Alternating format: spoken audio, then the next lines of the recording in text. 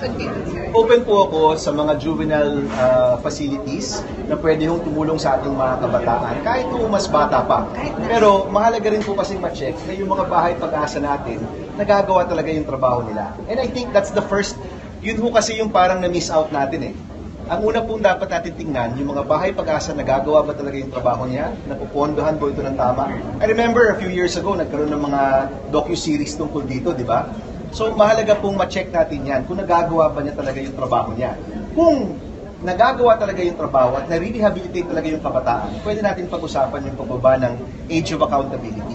Pero ngayon po, na alam naman nating hindi implemented na maayos itong batas natin, bakit po natin pipilitin na yung mga 9 years old ko ikukulong, no? O ilalagay sa mga pasilidad na alam naman natin hindi rin talaga gumagana at this point sa lahat ng lugar sa ating bansa.